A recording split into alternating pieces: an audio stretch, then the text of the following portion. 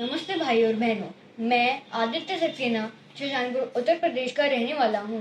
आज मैं आपको महाकाल ज्योतिर्लिंग के बारे में बताऊंगा। वह ज्योतिर्लिंग मध्य प्रदेश के उज्जैन शहर में स्थित है। यह मंदिर भगवान शिव के 12 ज्योतिर्लिंगों में से तीसरा ज्योतिर्लिंग है।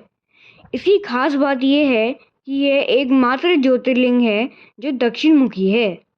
ये तंत्र साधना के लिए काफ़ी अहम माना जाता है, क्योंकि तंत्र साधना के लिए दक्षिण मुखी होना ज़रूरी है। मान्यता ये भी है कि यहाँ भगवान शिव स्वयं प्रकट हुए थे। पुराणों में ये भी कहा गया है कि इसकी स्थापना खुद ब्रह्मा जी ने की थी। इस ज्योतिर्लिंग की कथा के अनुसार एक बार दुष्यंत नामक राक्षस ने प्रजा को बहुत परेशान किया, जिससे दुखी होकर लोगों ने भगवान शिव से प्रार्थना की। भगवान शिव महाकाल के रूप में प्रकट हुए और राक्षस का वध किया, इसलिए महादेव कहलाए महाकाल। भोलेनाथ की नगरी उज्जैन हमेशा से ही काल गणना के लिए बेहद उपयोगी एवं महत्वपूर्ण मानी जाती रही है। इसके अलावा उज्जैन ही वह शहर है जहाँ कर्क रेखा और भूमध्य रेखा एक दूसरे को काटती हैं। इस प्राचीन नगरी की इन्हीं विशेषताओं को ध्यान में रख काल गणना, पंचांग निर्माण और साधना के लिए उज्जैन को सर्वश्रेष्ठ माना गया है। काल की गणना की वजह से ही यहाँ के आराध्य भगवान शिव को महाकाल के नाम से जानते हैं। पृथ्वी का केंद्र है उज्जैन। खगोल शास्त्रियों के मुताबिक मध्य प्रदेश का ये प्राचीन शहर धरती और आकाश के बीच में स्थित है। यहाँ तक कि शास्त्रों में ये भी है कि उज्जैन को देश का नाभिस्थल माना गया है। वराह पुराण में भी उज्जैन नगरी को शरीर का नाभिस्थल और बाबा महाकालेश्वर को इसका देवता कहा गया है। उज्जैन के कुंभ को क्यों कहते हैं सिंहस्थ?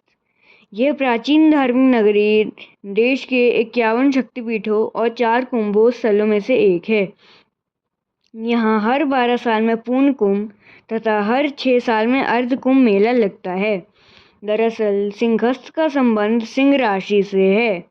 जब सिंह राशि में बृहस्पति और मेष राशि में सूर्य का प्रवेश होता है तो उज्जैन में कुंभ का आयोजन होता है, जिसे सिंहस्थ के नाम से जाना जाता है।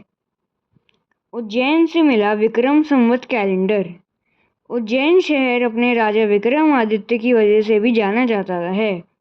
राजा विक्रमादित्य ने हिंदू के लिए एक ऐतिहासिक कैलेंडर विक्रम संवत निर्माण कराया था, जो वर्तमान में एक प्रचलित हिंदू पंचांग है।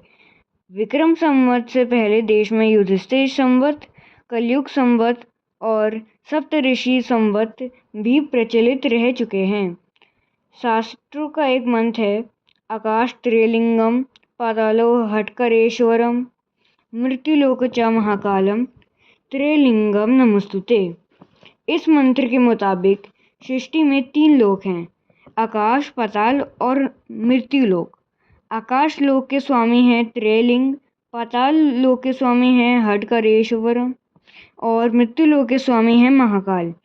मृत्युलोक यानी पूरे संसार के स्वामी महाकाल ही हैं। महाकालेश्वर ज्योतिर्लिंग मंदिर में नागचंद्रेश्वर भगवान की प्रतिमा स्थापित है। इस प्रतिमा के दर्शन साल में सिर्फ एक बार नाग पंचमी पर ही होते हैं। हर साल सावन के महीने में हर सोमवार और भादो महीने में एक पक्ष के सोमवार को महाकाल की सवारी निकलती है। बाबा की पालकी को क्षिप्रा नदी के घाट पर ले जाते हैं और वहां से उज्जैन का भ्रमण कराते हुए भगवान अपने मंदिर लौट आते हैं। भादो महीने की अंतिम सवारी को शाही सवारी कहा जाता है। उज्जैन के काल भैरव का एक प्राचीन मंदिर स्थापित है। काल भैरव को शहर का कोतवाल माना जाता है। काल भैरव को चांदी की प्लेट से शराब पिलाई जाती है। महाकालेश्वर मंदिर 3 भागों में विभाजित है, नागचंद्रेश्वर मंदिर, ओमकारेश्वर मंदिर और महाकाल मुख्य ज्योतिर्लिंग। क्षिप्रा नदी के तट पर बसे होने की वजह से इस शहर को शिप्रा के नाम से भी जाना जाता है। इसके अलावा यह प्राचीन नगरी संस्कृत के महान कवि कालिदास की नगरी के नाम से भी काफ़ी प्रचलित है। जय महाकाल।